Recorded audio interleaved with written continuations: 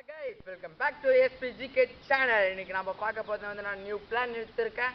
அந்த நியூ பிளானை பத்தி எக்ஸ்பிளைன் பண்ற பாருங்க. நான் அந்த பிளான் என்னன்னா நான் வந்து மந்த்லி ஒரு டாபிக் எடுத்து அந்த டாபிக் பத்தி ஃபுல்லா எக்ஸ்பிளைன் பண்ண போறேன். அந்த டாபிக் பத்தி தான் ஃபுல்லா வீடியோ போடுவேன். அப்படி எதுனா ஒரு முக்கியமான ஈவென்ட் அந்த மாதிரி இம்பார்ட்டன்டான ஈவென்ட் அந்த மாதிரிலாம் எதுனா வந்துச்சுனாக்க அந்த ஈவெண்ட்டை பற்றி எதனா சின்ன ஒரு ஷார்ட் வீடியோ போடுவேன். இப்போ வந்து நான் இந்த மந்தோட டாபிக் என்னன்னா குக்கிங் வீடியோஸ். இந்த குக்கிங் வீடியோஸில் நான் இந்த ரீசெண்டாக இப்போ வந்து நான் ஒரு லைவ் போட்டிருந்தேன். அதையும் பாருங்கள், போயிட்டு மறக்காமல் லைக் பண்ணுங்கள், ஷேர் பண்ணுங்கள், கமெண்ட் பண்ணுங்கள், சப்ஸ்கிரைப் பண்ணுங்கள். இப்போ இந்த வீடியோவில் நான் நண்டு ரசம் எப்படி வைக்கிறதுன்னு பார்க்கலாம். வாங்க உள்ளே போய் பார்க்கலாம். வெளியே எல்லாம் நண்டு புஷ்ணு வந்து நான் வந்து க்ளீன் தண்ணிக்கு மாற்றின்னு இருக்கேன். பாருங்கள், அதில் நான் பிடிச்சத்துலேயே 1-2 இறந்துடுச்சு, மீதியெல்லாம் இருக்குது. எல்லாத்தையும் விட்டுட்டு இருக்கேன். பாருங்கள் பாருங்கள்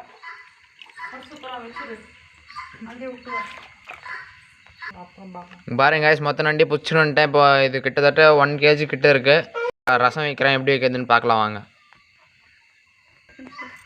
பாருங்கள், இப்போ ஒரு நண்டை எடுத்து எப்படி ரசம் வைக்கிறதுன்னு பார்க்கலாம்.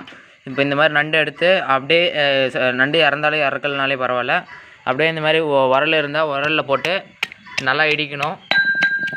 இடித்தாக்க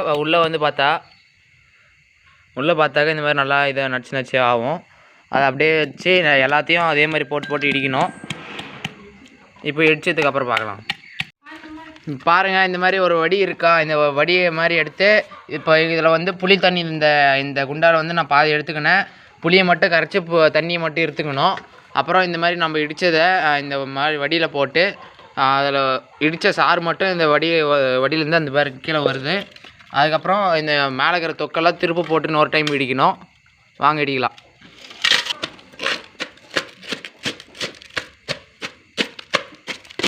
இங்கே பாருங்கள், இன்னொரு டைம் போட்டு அது குண்டாலே வச்சு நான் இடிக்கிறேன். ஃபுல்லாக நச்சு ஆகணும், அந்த அளவுக்கு இடிக்கணும். பாருங்கள், அதே மாதிரி திரும்ப மேலே வடியில் கொட்டி இந்த மாதிரி திருப்பி இழுக்கணும். அப்பயும் பாருங்கள் எவ்வளோ ரசம் வந்திருக்கு திருப்பி இடித்ததுனால.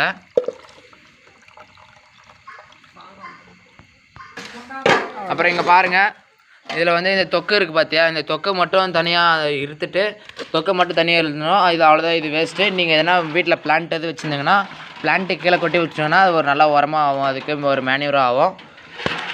வச்சுருந்தீங்கன்னா கோழி இதை சாப்பிட்டுச்சுன்னா அதுக்கு நோய் எது வராது, நல்லாயிருக்கும். கோழி செடிங்களுக்கு அந்த மாதிரி எதுனா போடலாம். ஓகே கைஸ், அவ்வளோதான். இங்கே பாருங்கள், நார்மலாக நம்ம ரசம் எப்படி வைக்கமோ அதே மாதிரி தான். தக்காளி தேவை, அப்புறம் பூண்டு வந்து மிளகா, காஞ்ச மிளகா, மஞ்சள்தூள், அப்புறம் பெப்பர் தேவை, அப்புறம் மஞ்சள்தூள், அப்புறம் வெங்காயம் தேவை. அவ்வளோதான். இப்போ வாங்க வறுக்கலாம். அப்புறம் இந்த பாருங்கள், இந்த மாதிரி புதினாவை நல்லா கிள்ளி அந்த கொத்தமல்லி கிள்ளி நல்லா இந்த ரசத்தில் போட்டுக்கணும். கடாய் வச்சு அதில் லைட்டாக எண்ணெய் போடணும். அப்புறம் அந்த கொத்தமல்லி போட்டதுக்கு மேலே அதை அப்படியே லைட்டாக கொஞ்சம் உப்பு போட்டுக்கலாம், ஒரு பொடி. அப்புறம் எண்ணெய் போட்டுக்கலாம் கடாயில். அப்புறம் லைட்டாக அப்படியே கொஞ்சம் சீரகம் போட்டாங்கன்னா நல்லா எண்ணெய் வந்து லைட்டாக பொங்குற மாதிரி தெரியும். பெரு சீரகம் அப்படியே லைட்டாக கொஞ்சம் போட்டுக்கணும். அப்புறம் லைட்டாக கடுகு சீரகம் போட்டிங்கன்னா கொஞ்ச நாள் நல்லா காயிட்டோம்.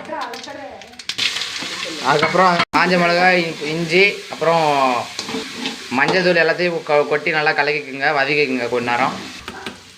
அவ்வளோதான், அது நல்லா வதங்கிருச்சு. இப்போ நம்ம அந்த சாறை நண்டு சாறை எடுத்து ஊற்றுறோம்.